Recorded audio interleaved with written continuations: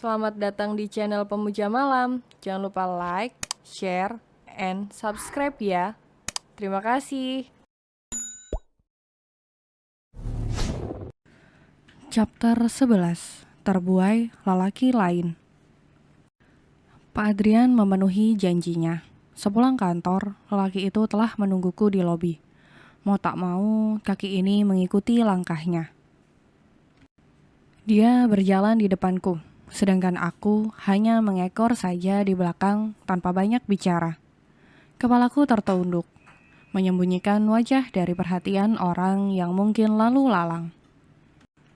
Pak Adrian telah masuk ke dalam mobilnya. Aku sebenarnya bingung, harus duduk di kursi mana? Depankah atau di belakang? Ana duduk di depan. Perintah Pak Adrian sontak membuatku kaget. Dengan berat hati, aku pun beralih membuka pintu depan, lalu duduk di kursi samping kemudi.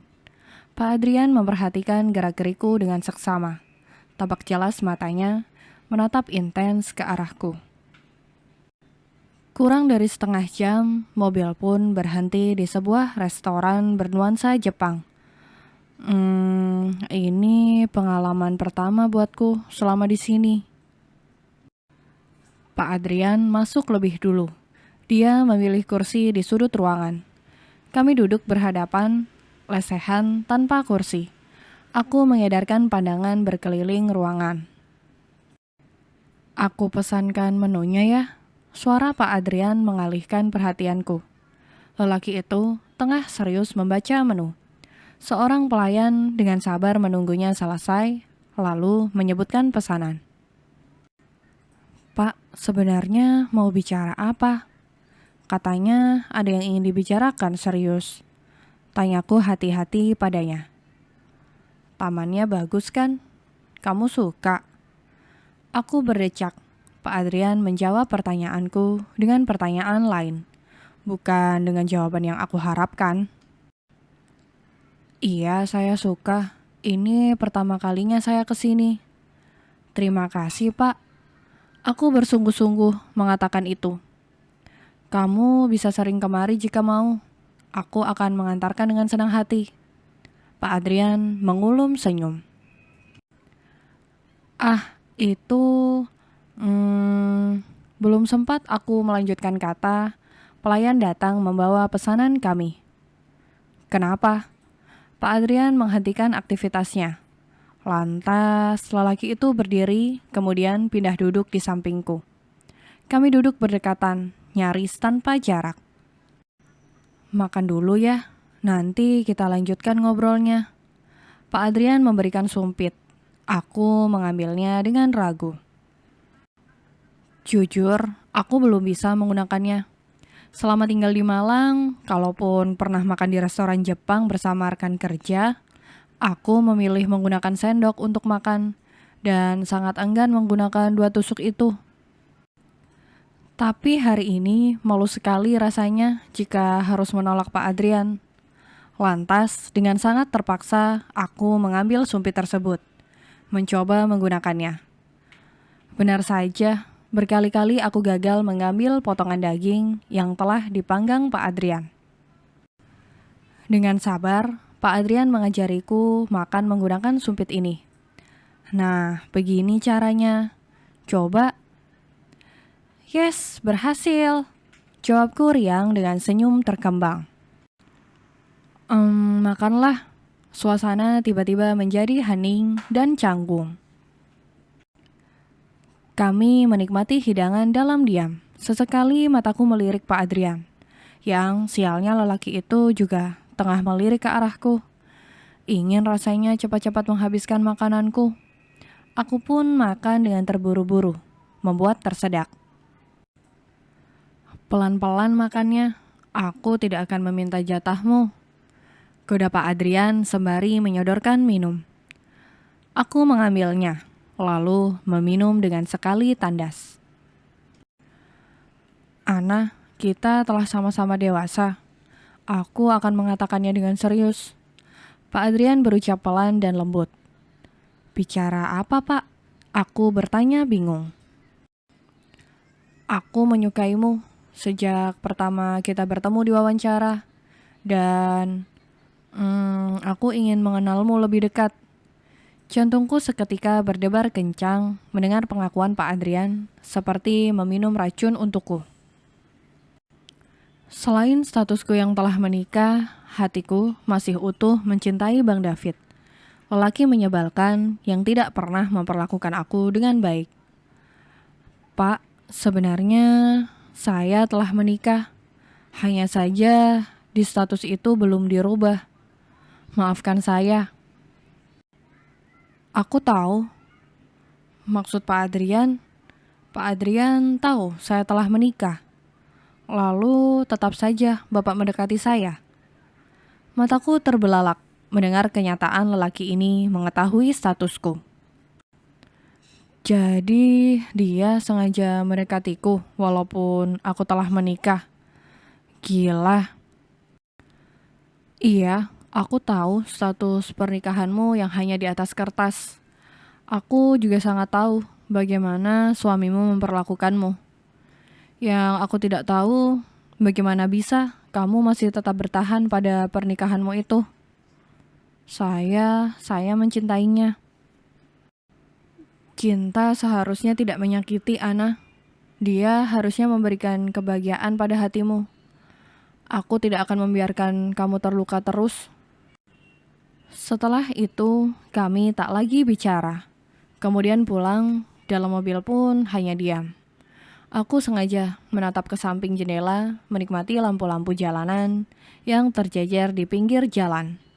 Indah.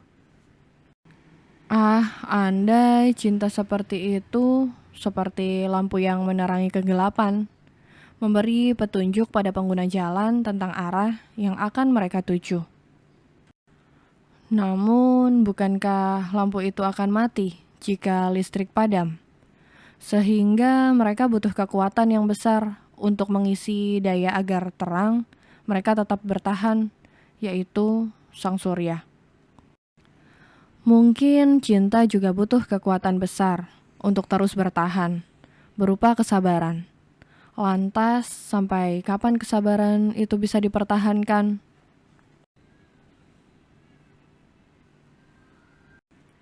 Entah berapa lama aku tertidur.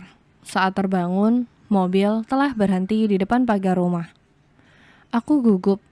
Bagaimana Pak Adrian tahu kalau aku tinggal di rumah Bang David?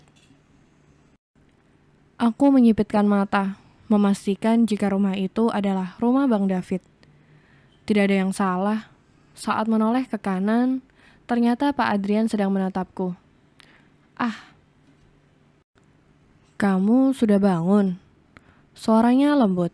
Aku hanya menjawab dengan mengangguk. Detik berikutnya, segera kulepas sabuk pengaman, lalu membuka pintu. Namun, belum sempat pintu mobil terbuka, Pak Adrian menahan tanganku. Aku kembali duduk seperti semula. Pandanganku lurus ke depan. Malam ini hawanya begitu terasa dingin. Sesekali tanganku mengusap lengan, guna menghalau dingin di badan. Aku tersentak saat merasakan genggaman hangat di tangan. Kedua tangan kekar seakan memintaku menoleh. Mau tak mau tubuhku berpindah posisi, menjadi duduk miring menghadap Pak Adrian. Tatapan itu sehangat udara pagi yang menghangatkan tubuh. Sialnya hatiku bergetar karena ulahnya. Antara rasa gugup, canggung, malu bercampur menjadi satu.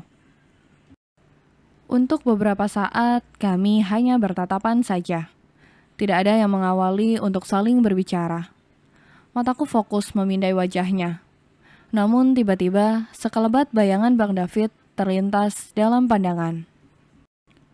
Secepat kilat aku menarik tangan dalam genggaman Pak Adrian. Kemudian menggeleng lalu menunduk. Rasanya aku sangat malu pada diriku sendiri. Status pernikahanku masih melekat erat. Aku adalah seorang istri. Ya Tuhan, kenapa aku bisa terbuai seperti ini? Tatapan hangat itu seolah mengunciku di udara. Untuk sesaat, aku terpesona olehnya. Pak Adrian sebenarnya memiliki wajah yang tampan. Rahangnya kokoh dengan alis yang tebal. Saat dia tersenyum, ada sebuah lesung pipi tercipta di salah satu pipinya, sehingga menambah ketampanan dan kelembutannya. Maaf Pak, saya harus segera turun. Terima kasih banyak untuk malam ini. Aku berujar, seraya menunduk hormat. Sekilas, binar di mata Pak Adrian meredup. Wajah menjadi kelam sekelam malam tanpa bintang dan rembulan. Raut kecewa itu tercetak jelas di wajah tampannya. Aku tak ingin kembali terhanyut dengan sikapnya. Maka segera aku turun mempercepat langkah meninggalkan mobil. Namun, lagi-lagi Pak Adrian kembali menahanku. Dia memegang bahu lalu membalik tubuhku dengan paksa. Tiba-tiba saja sebelum aku mampu mengelak, Pak Adrian telah mendekapku erat, sangat erat, sampai bisa kudengar suara gemuruh dalam dadanya. Aku akan menunggumu. Suaranya terdengar berat. Pak Adrian menghembuskan nafas dalam, hangat hembusannya menyapa leherku. Sebentar saja. Izinkan aku memelukmu sebentar saja. Pak Adrian berbisik. Aku memejamkan mata. Siap, harum tubuhnya memenuhi indera penciumanku yang kemudian dikirim menuju otak untuk aku ingat harum tubuhnya. Aku yakin sampai besok pagi harum Pak Adrian masih tercium di hidungku. Pak, aku bernapas lega saat Pak Adrian mengurai pelukannya. Kedua tangannya masih berada di bahuku. Besok aku akan menjemputmu, oke? Jangan membantah. Suaranya tetap lembut, tapi terkesan penuh penegasan. Tidak mau dibantah, apalagi jika ditolak. Tanpa menunggu persetujuanku, Pak Adrian melepaskan tangannya di bahu. Sebelum pergi, dia menowel hidungku, kemudian tersenyum. Bagaimana aku menghadapi besok pagi? Atau bagaimana aku tidur malam ini? Aku segera berlari masuk rumah, kemudian bergegas menuju kamar. Menghempaskan diri di ranjang, merentangkan kedua tangan dan kedua kaki. Tatapanku menerawang ke atas langit-langit, mengerjap. Bayangan Pak Adrian masih terasa nyata dalam pandangan. Suaranya masih terngiang jelas di telinga. Dan wangi tubuhnya masih tercium di hidungku. Malam ini aku tidur dengan segala kenangan manis tentang seorang Adrian. Di pagi hari, mobil Pak Adrian telah terparkir di depan gerbang. Mau tak mau, aku pun ikut mobilnya. Pak Adrian menepati ucapannya semalam, mengantarku ke kantor. Bersambung.